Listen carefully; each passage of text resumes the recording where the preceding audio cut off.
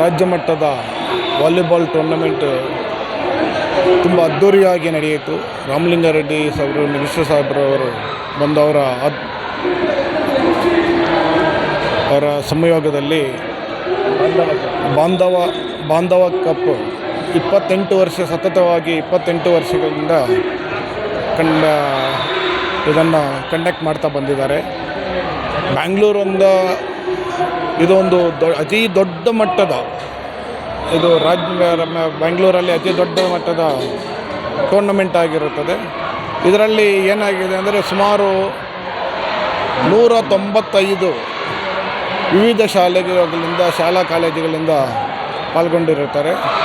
ಅದರಲ್ಲೂ ಮುಖ್ಯಸ್ಥರಾಗಿ ಇಲ್ಲಿ ರಾಮಲಿಂಗಾರೆಡ್ಡಿ ಸರ್ ಹಾಗೂ ಶ್ರೀಮತಿ ಸೌಮ್ಯರೆಡ್ಡಿ ಅವರು ಹಾಗೂ ಶ್ರೀ ಗುರೂಜಿ ವಿನಯ್ ಗುರೂಜಿ ಅವರು ಹಾಗೂ ಕ್ರೀಡಾಶ್ರೀ ನಾಗರಾಜ್ ಸರ್ ಅವರ ಸಮ್ಮುಖದಲ್ಲಿ ಹಾಗೂ ನಮ್ಮ ಪ್ರಮೋದ್ ಶ್ರೀನಿವಾಸ್ ಅವರು ಇವರ ಸಂಯೋಗದಲ್ಲಿ ಅದ್ಧೂರಿಯಾಗಿ ಇವತ್ತು ಕಾರ್ಯಕ್ರಮ ಹಮ್ಮಿಕೊಂಡು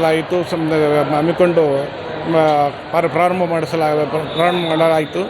ಇದೇ ರೀತಿಯಾಗಿ ಇನ್ನು ಮುಂದೆ ಸತತವಾಗಿ ಇನ್ನು 3 ದಿನಗಳ ಕಾಲ ಈ ರಾಜ್ಯ ಮಟ್ಟದ ವಾಲಿಬಾಲ್ ಟೂರ್ನಮೆಂಟನ್ನು ನಡೆಸಲಾಗುತ್ತದೆ.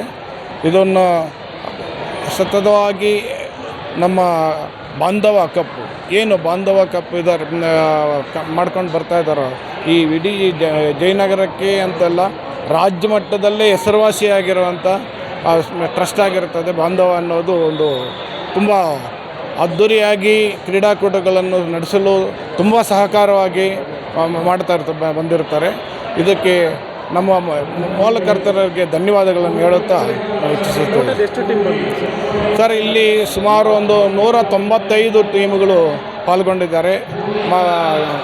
ಗಂಡು ಮಕ್ಕಳು ಮತ್ತು ಹೆಣ್ಣು ಮಕ್ಕಳ ಗುಂಪಾಟಗಳ ರಾಜ್ಯ ಮಟ್ಟದ ವಾಲಿಬಾಲ್ ಟೂರ್ನಮೆಂಟಲ್ಲಿ ಸತತವಾಗಿ ಇದನ್ನು 28 ವರ್ಷಗಳಿಂದ ಕಂಡಕ್ಟ್ ಮಾಡ್ತಾ ಇರೋದ್ರಿಂದ ಈ ಕ್ರೀಡೆಯಲ್ಲಿ ಭಾಗವಹಿಸುವುದೇ ಒಂದು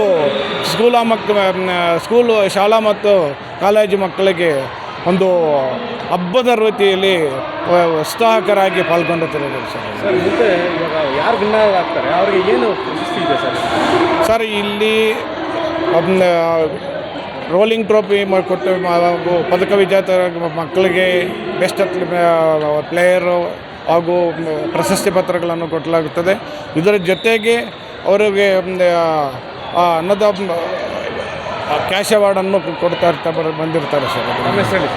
ನಮ್ಮ ಹೆಸರು ರಮೇಶ್ ಅಂತೇಳ್ಬಿಟ್ಟು ಯಂಗ್ಸ್ಟರ್ ಸ್ಪೋರ್ಟ್ಸ್ ಪ್ರಮೋಟರ್ ಟ್ರಸ್ಟ್ನ ಮುಖ್ಯ ಕಾರ್ಯದರ್ಶಿಯಾಗಿರ್ತೇವೆ.